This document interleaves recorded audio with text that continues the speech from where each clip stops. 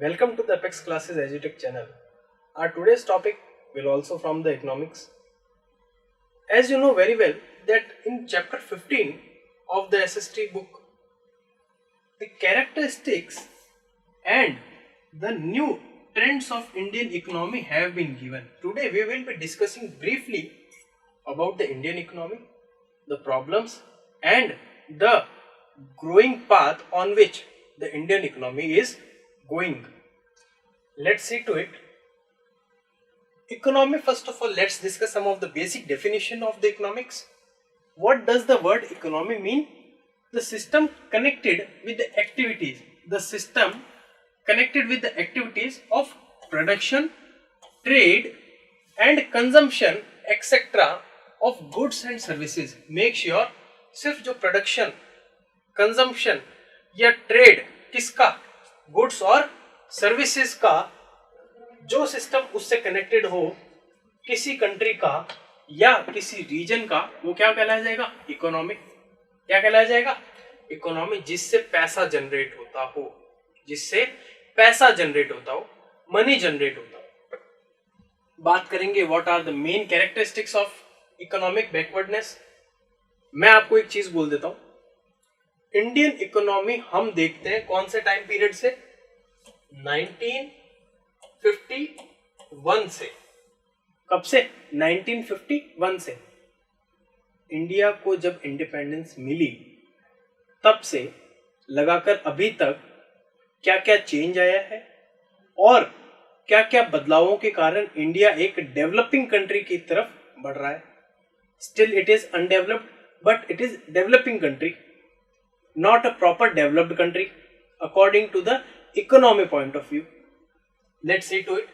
What are the main characteristics of economic backwardness of India? Of economic backwardness of India. Make sure you can get the question about for 4 marks of 4 mark question from this chapter. So every topic we will be taking deeply. Every topic we will be taking deeply, but we have to make sure that also that in a limited time period we have to cover the more and more chapters. And it is very difficult. But the revision is the key. Revision is the key. The shortest explained chapter will be helping you in creating the answer writing. And the more you write, the more you will get in the examination. The main characteristics were low per capita income. What does the low per capita income? In the previous lecture, as we have just discussed about the per capita income, means national income upon population is equal to per capita income. Means कि एक आदमी एक साल में कितना रुपया कमाता है. एक साल में औसतन मतलब कि एवरेज हमने निकाला था. ठीक है कि एवरेज एक आदमी भारत के अंदर कितना पैसा कमाता है. India's per capita income was 1590 US dollar. Means 1590 US dollar ही कमाता है पूरे साल में. 1590 यूएस डॉलर बहुत ही कम है. अपनी बेसिक नीड्स को जल्दी से पूरा नहीं कर पाता और इसीलिए गरीबी बढ़ती है. तो क्या क्या कैरेक्टरिस्टिक्स है इंडियन इकोनॉमी के बैकवर्डनेस के, वो हम डिस्कस करने जा रहे हैं. फर्स्ट है पर कैपिटल इनकम. मतलब कि हमारी जो पर कैपिटल इनकम है वो क्या है? लो है, कम है, बहुत ही ज्यादा कम है.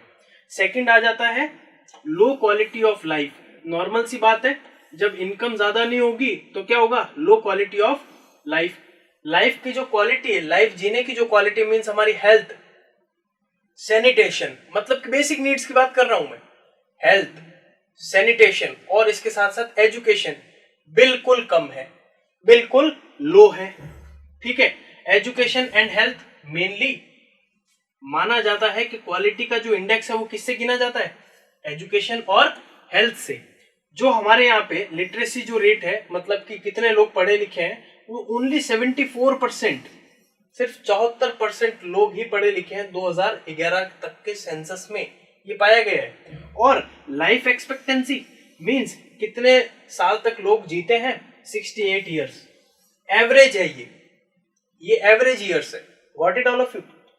देन प्रॉब्लम ऑफ पोवर्टी, जो तीसरा कैरेक्टरिस्टिक है इंडिया की बैकवर्डनेस का जो कारण है, या जो कैरेक्टरिस्टिक या फीचर जो हम बोल सकते हैं, तीसरा है प्रॉब्लम ऑफ पोवर्टी। गरीबी की सबसे बड़ी प्रॉब्लम है हमारे देश में कि लोग गरीब बहुत ज्यादा है। हम डिस्कस करेंगे क्यों गरीब है और इसके रास्ते क्या है, और 1951 से अभी तक हमने कितना प्रोग्रेस या डेवलप किया है अपने आप को। We will see to it. There were 21% people in 2011 and 12 according to the Suresh Tendulkar. Suresh Tendulkar ने एक सेंसस निकाला और उस सेंसस के तहत 21.82% पीपल वर पुअर। 2011-12 में सुरेश तेंदुलकर ने एक स्टैटिकल सर्वे में एक सेंसस निकाला जिसमें उसने बोला कि 21% भारतीय जो हैं, 21%, मतलब कि भारत में अगर टोटल 10 आदमी रहते हैं तो उसमें से 2 आदमी ऐसे हैं जो बिल्कुल गरीब है। तो बहुत ही बड़ी चीज है, बहुत ही बड़ा सेंसस है। तो poverty is the state of a person. Poverty एक ऐसी स्टेट है किसी पर्सन की जिसमें वह unable to fulfil his basic needs, जिसमें वह पूरी नहीं कर पाता क्या, अपनी बेसिक नीड्स को। क्या पूरी नहीं कर पाता? अपनी बेसिक नीड्स को पूरी नहीं कर पाता। फोर्थ है too much dependence on agriculture. Too much dependence on agriculture. हमको अच्छे से पता है जब से देश आजाद हुआ है हमारे पास सिर्फ एक ही हथियार था, वो है एग्रीकल्चर। क्योंकि उस टाइम हमारे पास कोई बड़ी बड़ी इंडस्ट्रीज नहीं थी। आज के टाइम पे जितनी airline services, doctorate services, teaching services, engineering services, जितनी भी जो सर्विसेज है वो उस टाइम पर नहीं थी। आज हमने स्विगी है, जोमेटो है, बहुत सारा ऑप्शन है जो सर्विस का एग्जांपल है। ऑटोमोबाइल सेक्टर इंडस्ट्री है, बहुत सारी इंडस्ट्रीज है जो उस टाइम पे नहीं थी। तो सारे के सारे लोग किस पे डिपेंडेंट थे? एग्रीकल्चर पे। किस पे डिपेंडेंट थे? एग्रीकल्चर पे। आइए थोड़ा सा सेंसस की बात करते हैं। 72% लोग, 72% of the population was dependent on the agriculture. 72% of the population was dependent on the agriculture. And at the time of independence, independence के टाइम पे 72% पॉपुलेशन किस पे डिपेंडेंट थी? एग्रीकल्चर पे। स्टिल टुडे 49%, आज भी 49% जो लोग हैं वो किस पे डिपेंडेंट है? एग्रीकल्चर पे। तो एग्रीकल्चर सेक्टर हमारे यहाँ का सबसे बड़ा सेक्टर एक तरीके से माना जाता है। लेकिन काफी चेंज आया है इंडस्ट्रियल और सर्विस सेक्टर के तहत। डिस्कस करेंगे बाद में कि किस तरीके से हमने ग्रोथ की। लेकिन फिलहाल हम क्या डिस्कस कर रहे हैं? Exactly, very good.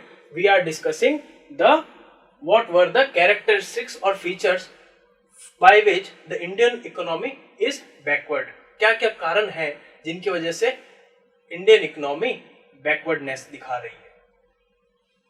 Employment depends on agriculture and related works. जो आज का भी 49% जो एम्प्लॉयमेंट है वो किस पे डिपेंड करता है? एग्रीकल्चर और रिलेटेड सेक्टर से।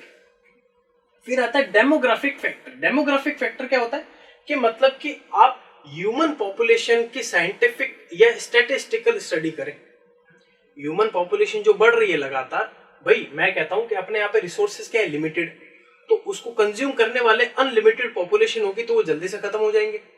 फिर उनको वापस उस रिसोर्स को पैदा होने में थोड़ा टाइम लगेगा।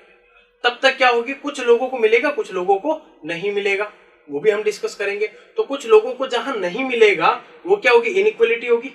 और वह इनइक्वालिटी किस में आएगी? अदर फैक्टर्स में आएगी। वह इनइक्वालिटी किस में आएगी? अदर फैक्टर्स में आएगी। लेकिन यहाँ पे सबसे बड़ी चीज आती है कि जो पॉपुलेशन, ह्यूमन पॉपुलेशन जो बढ़ रही है, जो बहुत ज्यादा हाई है इंडिया के अंदर, वह बहुत बड़ा फैक्टर है भारत को पीछे रखने में। भारत को पीछे रखने में उसका बहुत बड़ा फैक्टर है। क्योंकि किसी देश की पॉपुलेशन बहुत ज्यादा हो जाएगी तो सरकार का सारा पैसा उनको ग्रेन्स अवेलेबल करवाने में, उनको सर्विसेज अवेलेबल करवाने में ही लग जाएगा। और अगर बहुत ज्यादा पॉपुलेशन होगी और उनको टाइम पे अगर अच्छी हेल्थ फैसिलिटीज, सैनिटेशन और एजुकेशन नहीं मिलेगी तो क्या होगा? गरीबी बढ़ेगी। गरीबी बढ़ने से उनको बहुत ज्यादा नुकसान होगा। वह अपना ध्यान नहीं रख पाएंगे और अगर ध्यान नहीं रखेंगे तो वो बीमार हो जाएंगे। बीमार होने की वजह से नई नई बीमारियों का जन्म होना स्टार्ट होता है। आई बात आपको समझ? तो 2011 से का जो सेंसस था उसमें जो ग्रोथ बताई वो 17% ग्रोथ है। हर साल 17% लोग बढ़ जाते हैं, मीन्स 17% ग्रोथ। फिर है problem of unemployment. You know very well it is the biggest problem of today's India, unemployment. जितने भी लोग गरीब है या गरीबी रेखा से नीचे हैं, उनके जिनके पास एक टाइम का खाना होता है, दूसरे टाइम वो पानी पीकर या भूखे सोते हैं, उनका कारण सिर्फ एक ही है, अनएम्प्लॉयमेंट।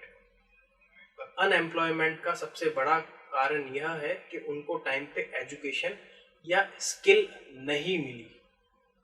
अगर किसी इंसान को स्किल मिल जाती है, किसी इंसान को एजुकेशन मिल जाती है, तो वह एम्प्लॉयमेंट ला सकता है। लेकिन उनका क्या, जो स्किल्ड भी है और जो एजुकेटेड भी है, उनको भी एम्प्लॉयमेंट नहीं मिल रहा है। तो एम्प्लॉयमेंट अपॉर्चुनिटीज क्रिएट करने के लिए रिसोर्सेज का यूज करना पड़ता है। किसका यूज करना पड़ता है? रिसोर्सेज। लेकिन बहुत ज्यादा पॉपुलेशन हो जाएगी तो क्या उन रिसोर्सेज का ढंग से यूज कर पाएंगे? नहीं। ऐसे में कंपटीशन स्टार्ट हो जाता है, और कंपटीशन में किसी को नौकरी मिलती है, किसी को नौकरी नहीं मिलती है। जो नौकरी नहीं मिलती है वो किस में आता है? अनएम्प्लॉयमेंट में। तो ये सबसे बड़ा कारण है भारत के अंदर अनएम्प्लॉयमेंट हमारी इकोनॉमी को बैकवर्ड रखने में। All of you get it? Then next is obsolete technology. Obsolete technology, technology के मामले में हमारा भारत बहुत ज्यादा पीछे है। जैसा कि आपको पता है, अमेरिका, ब्रिटेन हमसे बहुत ज्यादा आगे हैं। बहुत सारी ऐसी कंट्रीज है जिनके अंदर ऐसी ऐसी चीजें आ चुकी थी आज से 20 इयर्स पहले, जो हम आज देख रहे हैं। बहुत सारी चीजें, एयरप्लेन भी उनके वहां पे सबसे पहले बना। ठीक है, बहुत सारी चीजें हैं जो जिनमें टेक्नोलॉजी के मामले में हमारा इंडिया बहुत ज्यादा पीछे, जिसकी वजह से आज के वर्ल्ड में हमको बहुत ज्यादा यातनाएं सहनी पड़ती है, जिसकी वजह से ये भी एक कारण बन जाता है या ये भी एक फैक्टर बन जाता है जो शो करता है कि आपका इंडिया पीछे है इकोनॉमिकली। फिर आता है आपका अदर कैरेक्टरिस्टिक्स एंड फीचर्स। जो अदर कैरेक्टरिस्टिक्स है वो क्या हो सकता है? इनइक्वलिटी, रिसोर्सेज को इनइक्वल पार्ट में डिवाइड कर देना लोगों के बीच। और क्या आ सकता है? Too wide the wide inequality, weak basic structure, express the form of Indian economy. Express the form of Indian economy. There is unequal distribution of income. Unequal distribution रहता है। क्यों? अलग अलग, अगर जिसके फॉर एग्जाम्पल अगर मैं ज्यादा स्किलफुल हूं तो मुझे ज्यादा मिलेगा, और कोई कम स्किलफुल है तो उसको कम मिलेगा। लेकिन मेरे को ज्यादा मिल रहा है तो मैं एक अच्छी लाइफ जी पा रहा हूँ, जिसको कम मिल रहा है वो थोड़ी लोअर लाइफ जी पा रहा है।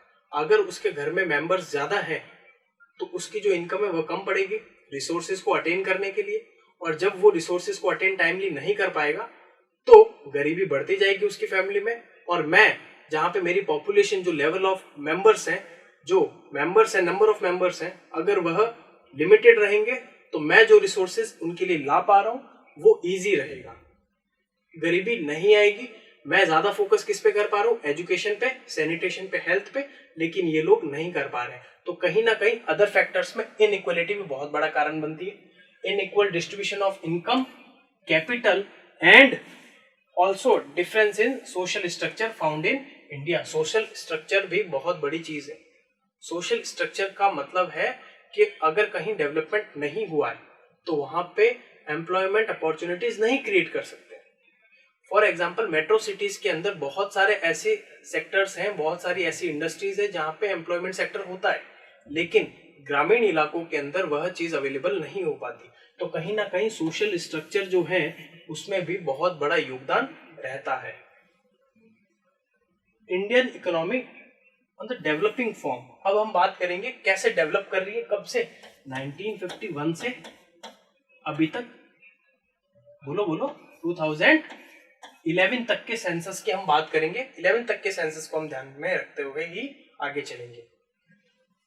Perpetual and rapid growth, perpetual and rapid growth in national and पर कैपिटा इनकम। हमने क्या किया? परपेचुअल एंड रैपिड ग्रोथ, लगातार हम ग्रो करते जा रहे हैं।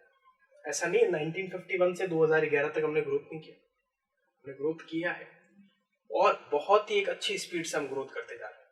लेकिन आज भी बहुत सारी कंडीशंस ऐसी है जिनकी वजह से हम लैग कर रहे हैं। आइए देखते हैं कौन से। The development rate in 1950 was only 3.5% per year. हमारी जो ग्रोथ रेट थी वो कितनी थी? 3.5। जो आज क्या हो गई है? 8.1। आज क्या हो गई है? 8.1 हो गई है। चेंज इन इकोनॉमिक स्ट्रक्चर, पहले का हमारा इकोनॉमिक स्ट्रक्चर अलग था, आज वह इकोनॉमिक स्ट्रक्चर चेंज हो गया है।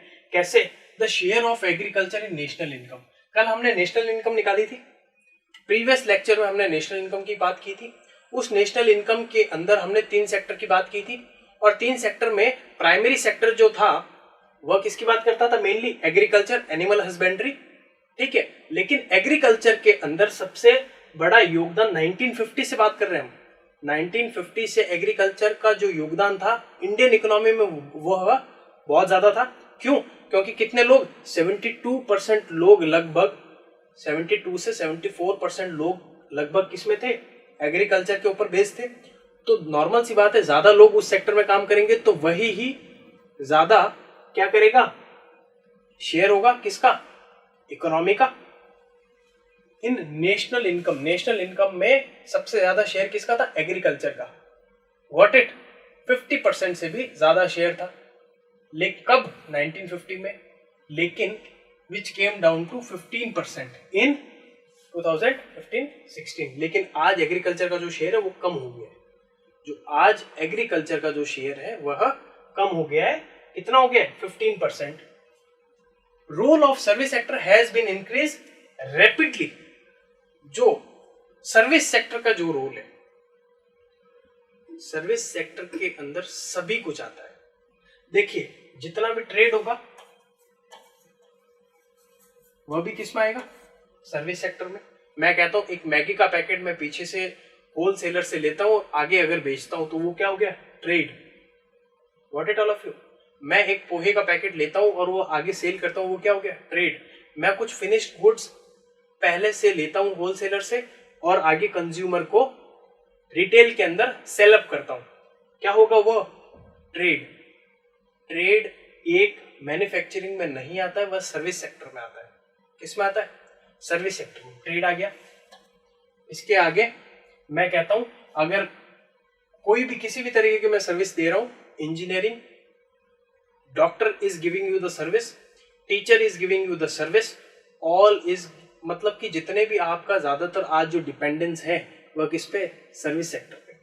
और वह सर्विस सेक्टर इंडिया की इकोनॉमी के अंदर बहुत ही फास्ट और बहुत ही ज्यादा तेज तरीके से पेस रूप के अंदर इंडियन इकोनॉमी को आगे लेकर जा रहा है। अमेरिका जैसे डेवलप्ड नेशंस किस तरीके से आगे बढ़ रहे हैं? सिर्फ और सिर्फ सेक्टर, सर्विस सेक्टर और बिगेस्ट सेक्टर के रूप में सर्विस सेक्टर ही उनके आगे काम आ रहा है। कैसे? आइए देखते हैं। इनकम जो है इंक्रीज हो गई है कहां तक? 60%। जो आज नेशनल इनकम के अंदर अगर बात की जाए तो 60% इनकम किसकी है? सर्विस सेक्टर की। Huge and rapidly growing service sector, huge और रैपिडली ग्रोइंग है, बहुत ही ज्यादा, बहुत ही तेज तरीके से। मैं कहता हूं Uber you know very well the Swiggy. मैं कहता हूं स्विगी, उबर, स्विगी, ओला, ये सब क्या है? सर्विस सेक्टर में बहुत ही तेज तरीके से बढ़ रहे हैं। इतना जल्दी हम किसी और चीज का प्रचार नहीं कर सकते, लेकिन यह चीजें मोबाइल के माध्यम से इतनी तेज बढ़ रही है कि इनके अंदर होने वाला खर्च भी बहुत ज्यादा और इनके द्वारा इनकम जनरेशन भी बहुत ज्यादा है। और यह इनकम जनरेशन किसी इकोनॉमी के अंदर कितना योगदान करती है, यह आपके सामने 60% योगदान है। ह्यूज और रैपिडली ग्रोइंग, लगातार बढ़ रहा है और इतना तेज बढ़ रहा है कि किसी इकोनॉमी को बूस्टअप करने में 1 नंबर आ रहा है। उसके बाद आता है चेंज इन कमर्शियल स्ट्रक्चर। काम करने के मामले में भी चेंज आ रहा है। पहले लोग ज्यादातर हाथ से काम करना और खेती वगैरह करना पसंद करते थे, लेकिन क्योंकि उसके अंदर पैसा भी ज्यादा था। लेकिन आज एग्रीकल्चर में इतने लोग इन्वॉल्व नहीं होना चाहते, सारा काम मशीनरी से होने लग गया और सारे लोग ट्रेड के अंदर बिजी हो गए। यू नो वेरी वेल, पहले जितने मजदूर खेत के अंदर काम करते थे, आज उतने मजदूर खेत के अंदर काम नहीं कर पाते, क्योंकि सारा काम मशीनरी से होने लग गया। और मशीनरी के होने की वजह से वह लेबर क्या हो रही है, दूसरे और फर्म्स इंडस्ट्रीज के अंदर जाके काम कर रही है, इंडस्ट्रीज वगैरह में काम कर रही है, बहुत बड़ी बड़ी फैक्ट्रीज के अंदर जाके काम कर रही है, मैन्युफैक्चरिंग के अंदर काम कर रही है। बताते हैं 72% workforce in 1951% employed in agriculture and allied sector, now it is less than 50%। 50% से भी कम लोग आज के टाइम में किसमें है, एग्रीकल्चर में। 50% से भी कम लोग कौन से हैं, जिनके खुद के फार्म या किसी और के फार्म के ऊपर डिपेंडेंट है, इससे ज्यादा और कुछ नहीं। यह चेंज जो आया है, ये चेंज किसकी वजह से आया है, ध्यान रखना, चेंज इन कमर्शियल स्ट्रक्चर। ये जो कमर्शियल स्ट्रक्चर, काम करने के तरीके के स्ट्रक्चर के अंदर जो चेंज आया है, ये किसकी वजह से आया है, because generation is high in service sector. Generation is high in service sector. आज एक किसान का बच्चा दूसरा कोई काम करना चाहता है, ना कि वो एग्रीकल्चर यूनिट चलाना चाहेगा। आपको भी अच्छे से पता है, एक किसान का बेटा हो सकता है वह एग्रीकल्चर से हटकर और वह धान मंडी के अंदर बहुत ही हैवी क्वांटिटी के अंदर धान लेके और आगे सप्लाई करता हो, कुछ भी और काम कर सकता है, किसी और सेक्टर में जा सकता है वो, लेकिन याद रहे वह सर्विस सेक्टर और इंडस्ट्रियल सेक्टर के अंदर ज्यादातर ग्रोथ करने की कोशिश करेगा, और जिसका रिजल्ट आपके सामने है।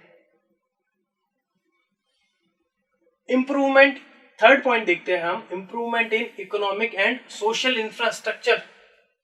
आज इंप्रूवमेंट बहुत ही तेज तरीके से हो रहा है, किसमें, इकोनॉमिक और सोशल इंफ्रास्ट्रक्चर। सोशल इंफ्रास्ट्रक्चर बहुत ही जरूरी चीज है। आप लोग अभी समझेंगे सर ये क्या कह रहे हैं, लेकिन from 4 lakh to about 50 lakh kilometre of length Indian road have been stretched. मैंने कल बात की थी, गांव के अंदर बिजली नहीं पहुंच पाती, सारे गांव, ज्यादातर गांव आज भारत सरकार की तरफ से ज्यादातर गांव क्या हो रहे हैं, बिजली युक्त हो रहे हैं। जिनको भी बिजली नहीं मिलती थी उनको बिजली मिल रही है। रोड जहां 4 लाख किलोमीटर तक की थी भारत के अंदर, आज ज्यादा से ज्यादा अबाउट 50 लाख किलोमीटर के आसपास है। किसमें हेल्प होगा, कौन से सेक्टर में, exactly, very good, service sector के अंदर हेल्प होगा। कैसे, ट्रांसपोर्टेशन, रोड किसमें काम आएगी, ट्रांसपोर्टेशन में, और ट्रांसपोर्टेशन की वजह से क्या होगा, भाई सर्विस ही तो दे रहे हैं, ट्रांसपोर्ट वाले क्या कर रहे हैं, सर्विस दे रहे हैं। तो ट्रांसपोर्टेशन की वजह से सर्विस सेक्टर अगर इंक्रीज हो रहा है तो उसका वर्कफोर्स बढ़ेगा या कम होगा, बढ़ेगा ऑब्वियसली। तो किस तरीके से सर्विस सेक्टर हमारे इंडियन इकोनॉमी में रोल निभा रहा है वो आप देख रहे हैं। तो पॉइंट को याद करने का तरीका सबसे अच्छा यही है, चेंज इन इकोनॉमिक स्ट्रक्चर, ठीक है, इनकम एट प्रेजेंट कितना क्या बढ़ा रहा है, be practical, economics is very practical, just take economics as a practical subject, you will be doing good in the economics.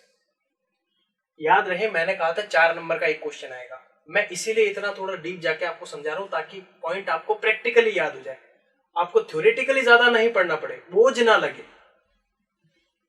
Literacy rate 18% थी, बढ़ के कितनी हो गई, 74%। कितनी हो गई, 74%। जहां पे पढ़े लिखे लोग, पहले 100 में से समझ लीजिए, 100 में से भारत के अंदर पहले 100 लोग ही थे 1950 में, समझ लीजिए एग्जाम्पल के तौर पर 18 लोग ही पढ़े लिखे थे, लेकिन आज कितने लोग हैं, अगर 100 लोग माने जाएं, 74 लोग क्या है, पढ़े लिखे। लाइफ एक्सपेक्टेंसी, लाइफ एक्सपेक्टेंसी का मतलब क्या ही है ओरिजिनली, आप समझिए, मतलब कि बच्चा जब पैदा होता है तो वो कितने साल तक जी सकता है, ये एक एवरेजली एक आदमी कितने साल तक जीता था, पहले सिर्फ 32 साल तक जीता था आदमी,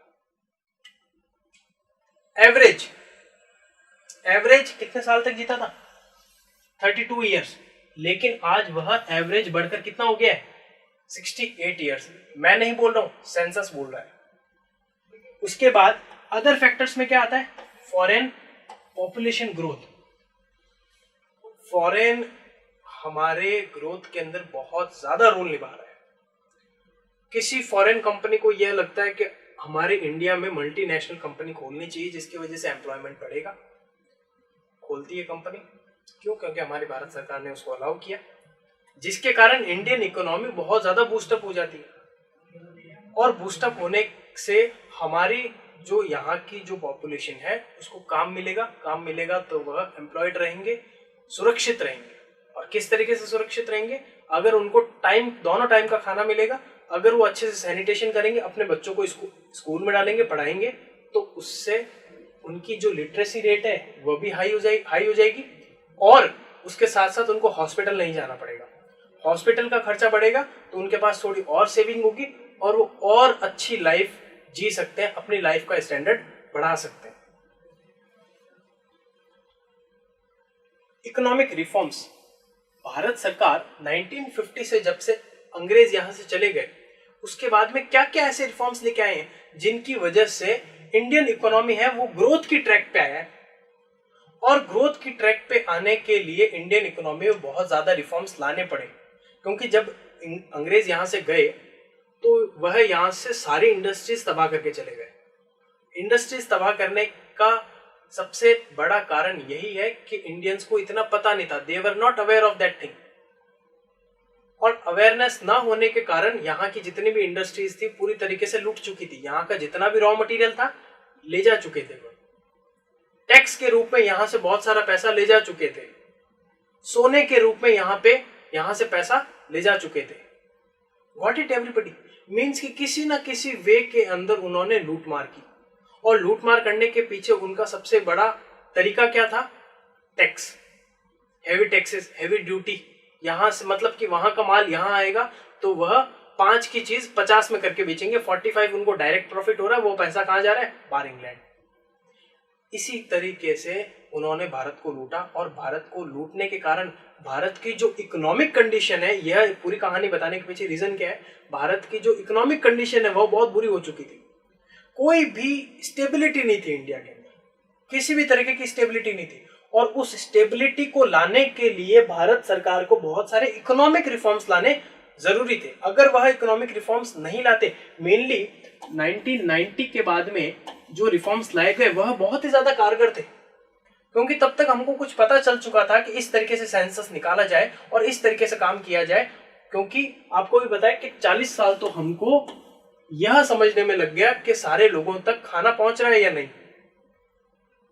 it is very difficult, actually it is very difficult. Practically अगर हम सोचें तो 30 से 40 साल हमको यह समझने में लग गया कि भारत के अंदर कमी क्या है और सारे लोगों तक रोटी, कपड़ा और मकान पहुंच रहा है या नहीं पहुंच रहा है। ऐसी कंडीशन थी भारत की जब ब्रिटिशर्स यहां से गए।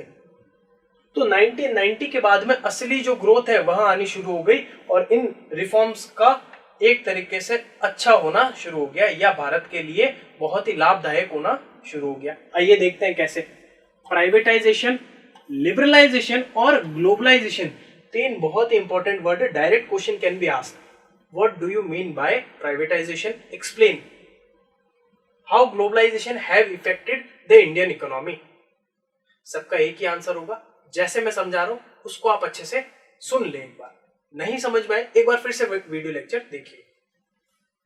फिस्कल डिसिप्लिन, पहले तो कुछ बातें समझेंगे उसके बाद में इनको डिस्कस करेंगे। What do you mean bye fiscal discipline? अब क्या होता है, अगर सरकार खर्चे करना स्टार्ट कर दे और अगर डिसिप्लिन से खर्चा ना करे, मींस कि सरकार को कुछ पैसा कहीं पे ज्यादा लगाना हो वहां वो कम लगाती है, या कहां ज्यादा लगाना हो वहां वो बहुत ज्यादा लगाती है। एग्जाम्पल देता हूं, डोंट वरी। पहले एक बार सुनिए। द एफर्ट्स और the policies made by the government to reduce the load of deficit and debts on government. मैं कहता हूं कि अभी जैसे for example novel coronavirus is going on, और ऐसी स्थिति में अगर सरकार क्या करती है, बहुत ज्यादा पैसा अगर लगा देती है किसमें? कोरोना वायरस पे, इसकी वैक्सीन बनाने में, लोगों को ठीक करने में, हॉस्पिटल्स के अंदर अगर डॉक्टर्स के ऊपर, बाकी अगर मेडिकल फैसिलिटीज में अगर पैसा ज्यादा लगा रही है तो भारत की सरकार के पास पैसे की कमी होगी। और ऐसे पैसे की कमी के अंदर क्या करेंगे? द एफर्ट्स और द पॉलिसीज, जो एफर्ट्स और जो पॉलिसीज बनाई जाती है, किस लिए? मेड बाय गवर्नमेंट, जो सरकार द्वारा बनाई जाती है, किस लिए?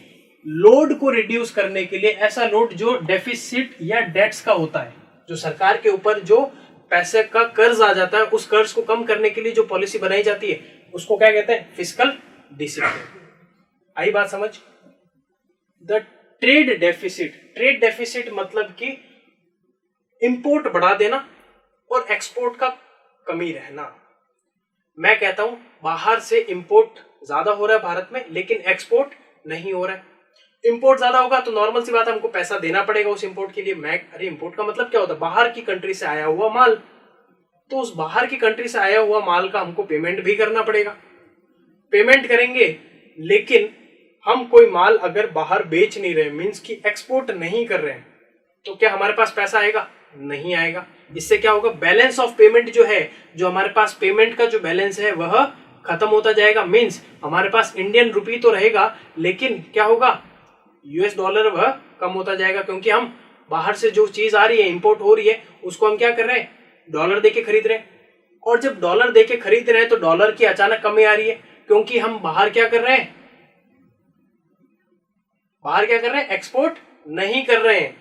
और बाहर एक्सपोर्ट ना करने की स्थिति में क्या होगा? हमारे पास डॉलर खत्म हो जाएंगे, जिससे डॉलर की रेट बढ़ जाएगी और हमको चीजें खरीदनी पड़ेगी, तो हमको डॉलर की रेट ज्यादा देनी पड़ेगी। ऐसे में बैलेंस ऑफ पेमेंट आता है। इतना ज्यादा सोचने की जरूरत नहीं है, डायरेक्टली मैं समझाता हूं। आइए, trade deficit it shows the increase value of import over the values of export. जो increase value of import over the export, मैं कहता हूं कि मैंने 5 चीजें क्या की? इंपोर्ट की। 5 चीजें इंपोर्ट की, लेकिन कितनी चीजें एक्सपोर्ट की? सिर्फ 2। तो ये जो बची हुई 3 चीजें होगी, ये क्या होगी? क्या होगी? ये ट्रेड डेफिसिट में मानी जाएगी। ऐसी डेफिसिट में कि जो हम एक तरीके से घाटे में है। आई बात आपको अच्छे समझ में? इसके बाद है balance of payment, a brief description of entire transaction. एक ब्रीफ डिस्क्रिप्शन होता है एंटायर ट्रांजेक्शन का, एक कंट्री का पूरे वर्ल्ड के साथ। मैं कहता हूं इंडिया का जो ट्रांजेक्शन है अमेरिका, ऑस्ट्रेलिया, ब्रिटेन वगैरह सबके साथ, उस ट्रांजेक्शन का जो ब्रीफ डिस्क्रिप्शन होता है, ब्रीफ मतलब छोटा सा डिस्क्रिप्शन, उसको क्या कहेंगे? Balance of payment. Balance of payment के हमने किसको कितना पे किया। लेकिन ये इफेक्ट कब होता है? ये उल्टा कब हो जाता है, या इनवर्स या एडवर्स कब हो जाता है? जब हमारे पास किसी एक करेंसी की कमी आती है। With the rest of the world during the financial year, एक फाइनेंशियल ईयर में हमने कितना ट्रांजैक्शन किया है किसी दूसरी कंट्री के साथ या पूरे वर्ल्ड के साथ, उस स्थिति को बैलेंस ऑफ पेमेंट कहते हैं। इंपॉर्टेंट है, नोट कर लो। व्हाट इट, यह डेफिनेशन आपको एग्जाम में लिखनी है। लिबरलाइजेशन, अब हम बात करते हैं लिबरलाइजेशन की। What do you mean by liberalisation? 1950 के अंदर सभी चीज पे सरकार का कंट्रोल था। सभी चीज पे सरकार का कंट्रोल था, क्योंकि सरकार को शुरुआत से यह डर था कि जैसे अंग्रेजों ने धीरे धीरे एक कंपनी बनाकर और क्या किया, पूरे भारत पे कब्जा कर लिया, वैसे कोई और कंपनी या कोई और बाहर की फॉरेन कंपनी हमारे भारत पे फिर से कब्जा ना कर ले। सरकार ने बहुत सारे रूल्स और रेगुलेशंस बनाए थे। 1990 के बाद में लिबरलाइजेशन आया। लिबरलाइजेशन का मतलब लिबरल कर दो, ज्यादा से ज्यादा जितने भी फालतू के रूल्स और रेगुलेशंस है फॉरेन कंपनीज पे या इंडिया की किसी कंपनी पे जो फॉरेन में ट्रेड करती हो, उस पे ट्रेड के ऊपर से रूल्स और रेगुलेशंस हटा दो, लिबरल कर दो, ताकि अच्छे से ट्रेड कर सके, जिससे और ज्यादा एम्प्लॉयमेंट अपॉर्चुनिटी आ सके। एम्प्लॉयमेंट अपॉर्चुनिटी आएगी तो भारत में गरीबी कम होगी, लाइफ एक्सपेक्टेंसी बढ़ेगी, जिसके साथ साथ ह्यूमन इंडेक्स भी अच्छा हो जाएगा। ह्यूमन इंडेक्स क्या है कि ज्यादा से ज्यादा इंसान अच्छी लाइफ जी पाते हैं या नहीं, लोगों के लेवल ऑफ स्टैंडर्ड भी बढ़ जाएंगे। देखते हैं कैसे। The meaning of liberalisation is the process to simplify the economic policies, rules and laws. जो इकोनॉमिक पॉलिसी है उनको सिंप्लीफाई कर देना, बिल्कुल सिंपल बना देना। रूल्स और रेगुलेशंस और लॉज और पॉलिसीज जो है वो इजी कर देना। Through the process of liberalization Indian economy transformed from mixed economy into the capitalist mixed economy. एक मिक्स्ड इकोनॉमी थी, उस मिक्स्ड इकोनॉमी से किस में ट्रांसफर होगी, कैपिटलिस्ट मिक्स्ड इकोनॉमी। मींस कि बाहर का कोई व्यक्ति भी यहाँ पे आके क्या कर सकता है, इन्वेस्टमेंट कर सकता है, जिससे यहाँ पे क्या होगी, एम्प्लॉयमेंट अपॉर्चुनिटीज क्रिएट होगी। क्या होगी, एम्प्लॉयमेंट अपॉर्चुनिटीज क्रिएट होगी। Structural rigidness of economy ended through liberalisation. Structural rigidness means कि जो स्ट्रक्चर में रिजिडनेस था, स्ट्रक्चर के अंदर जो रिजिडनेस था कि भाई हम अपना पॉलिसीज को नहीं बदलेंगे, भारत जो है ट्रेड भारत में ही करेगा, किसी बाहर की कंट्री को नहीं बेचेगा, कोई भी रूल्स और रेगुलेशंस हो जिसकी वजह से ट्रेड कम होता था, अब वह ट्रेड बढ़ गया। तीनों सेक्टर्स के ऊपर असर पड़ा लिबरलाइजेशन का, और लिबरलाइजेशन का असर इस तरीके से हुआ पॉजिटिवली कि भारत की ग्रोथ के अंदर जो स्पीड अप हुआ वो बहुत ज्यादा हुआ। इसीलिए लिबरलाइजेशन को एक इंपॉर्टेंट स्टेप माना जाता है भारत सरकार का। इसके बाद आता है प्राइवेटाइजेशन। बहुत छोटी सी डेफिनेशन है, नोट डाउन कर लीजिए। लिबरलाइजेशन की भी आप डेफिनेशन नोट डाउन कर लीजिएगा, वही डेफिनेशन आपको एग्जाम में लिखनी है। इसके साथ साथ आपको अपनी लैंग्वेज में थोड़ा सा एक्सप्लेन भी करना है, जैसे कि मैंने समझाया। प्राइवेटाइजेशन का मतलब क्या है, ज्यादा से ज्यादा प्राइवेटाइज कर देना। ज्यादा से ज्यादा प्राइवेटाइज करने का मतलब क्या है, आधे से ज्यादा सरकारी काम जो है वह प्राइवेटाइज कर देना। फॉर एग्जाम्पल, पहले जो बस की जो सर्विस थी, किसी के पास इतना पैसा नहीं था, सरकार ने बोला ट्रांसपोर्टेशन के लिए हम बस चलाएंगे, ट्रांसपोर्टेशन के लिए हम बस चलाएंगे। आज प्राइवेट बसेस भी है, प्राइवेटाइज किया। जैसे प्राइवेटाइजेशन आया, बसेस को प्राइवेटाइज किया, और आज सरकारी से भी ज्यादा क्वांटिटी के अंदर प्राइवेट बसें हैं। ये मैंने एक छोटा सा एग्जांपल दिया, इसके अलावा भी बहुत सारे एग्जांपल्स हैं। Got it all of you? तो the process which increases the role of private sector in an economy is known as privatization. किसी भी इकोनॉमी में अगर प्राइवेट सेक्टर का जो रोल है वो ज्यादा होने लग जाए तो उसको क्या बोलेंगे, privatisation. Got it all of you? इसके बाद आता है globalisation. Globalisation is such a process through which national economies expand out their political boundaries. Globalisation का मतलब क्या है, मैं कहता हूं ये ग्लोबल है, ये ग्लोब है, ये क्या है, ग्लोब है।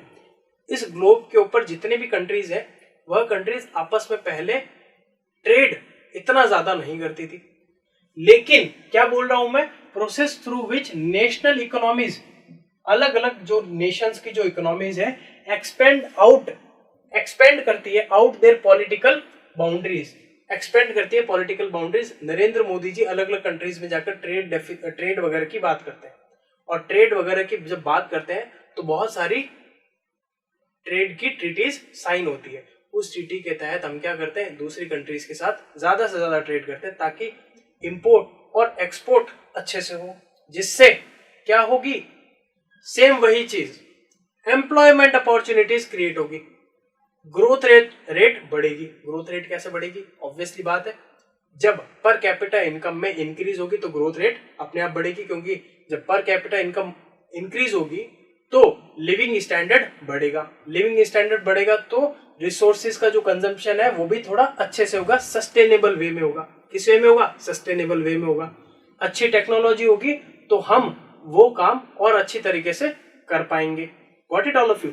तो वैसे ही है, globalisation increases economic openness, economic openness बढ़ जाएगी, and economic dependence between countries, और इकोनॉमिक डिपेंडेंस भी बढ़ जाएगी। आज जैसे हम पेट्रोल डीजल के लिए, पहले हमारे कंट्री में पेट्रोल डीजल नहीं थे, तो अगर ग्लोबलाइजेशन नहीं होता तो क्या हम दूसरी कंट्री से पेट्रोल डीजल ले पाते, नहीं ले पाते।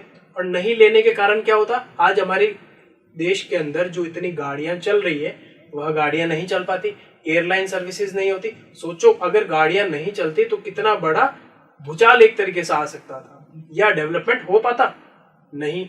तो इसी के लिए ग्लोबलाइजेशन बहुत ज्यादा इंपॉर्टेंट है, क्योंकि यह क्या करता है, free flow of products and services, free flow of products and services, free flow of capital and consolidated financial market. Means multinational companies भी बहुत ज्यादा क्रिएट हो रही, किसकी वजह से, ग्लोबलाइजेशन की वजह से। ग्लोबलाइजेशन का क्लियर मीनिंग यह है कि दूसरी कंट्री में भी जाकर ट्रेड और बिजनेस करना, जिसकी वजह से डेवलपमेंट हो सके।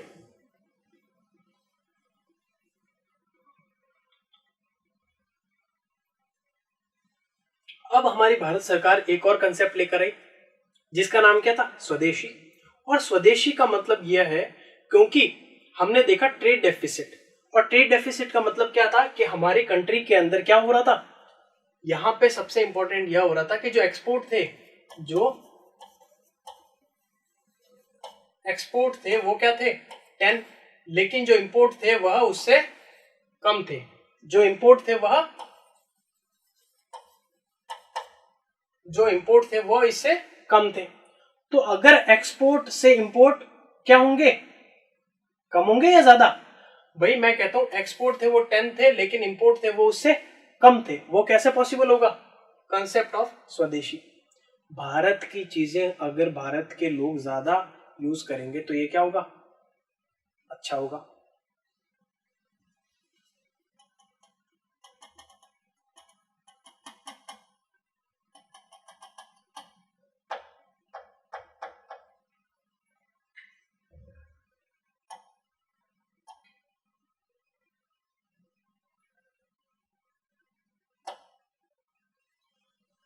द कंसेप्ट ऑफ स्वदेशी।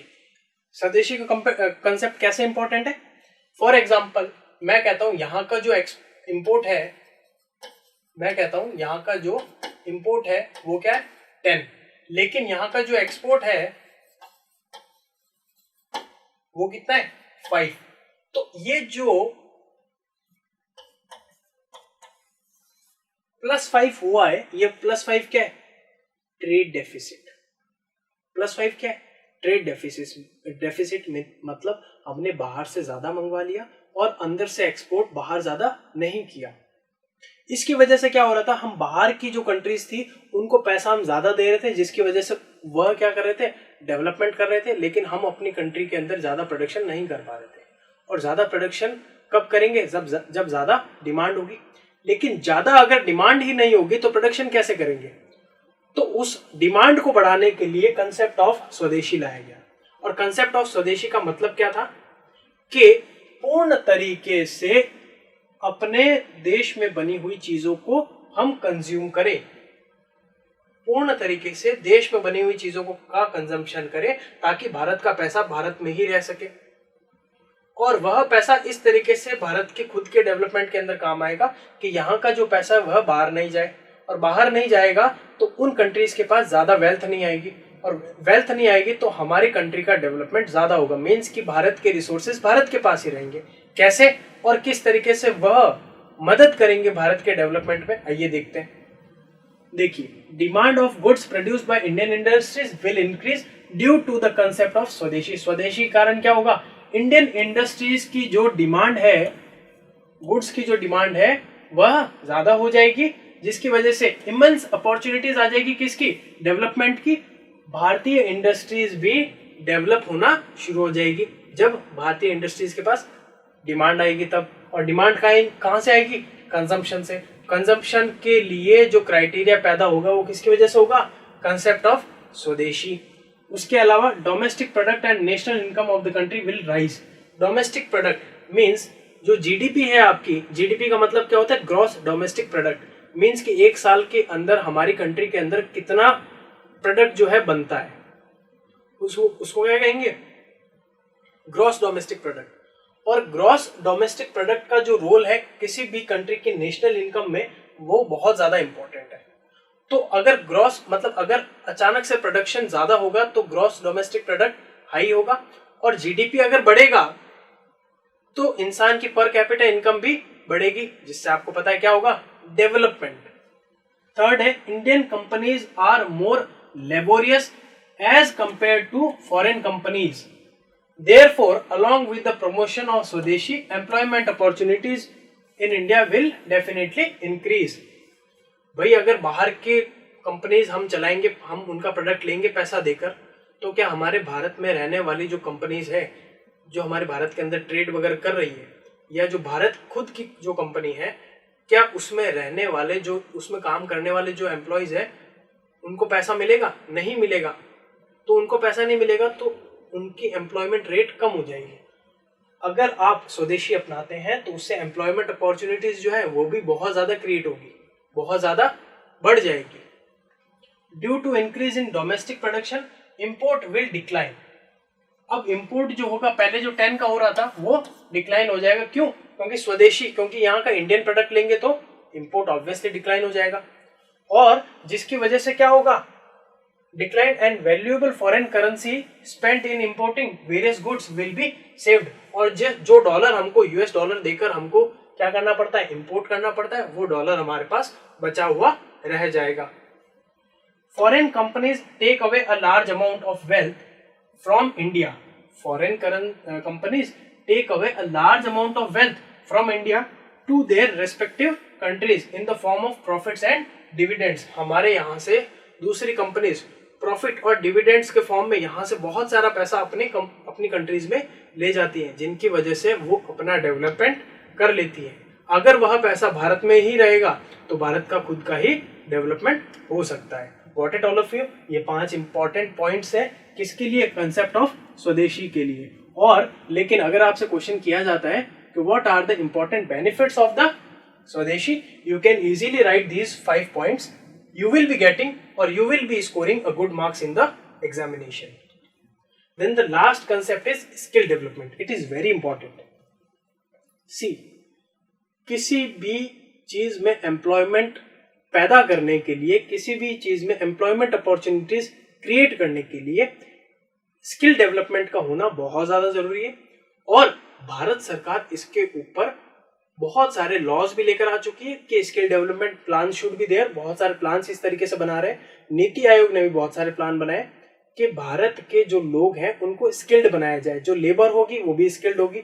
और स्किल्ड का मतलब क्या, उनके अंदर कुछ ना कुछ ऐसी स्किल्स होगी जिनकी वजह से वो काम बहुत अच्छे से कर सके, और उस काम को करने की वजह से उनको एम्प्लॉयमेंट अपॉर्चुनिटी ज्यादा मिलेगी।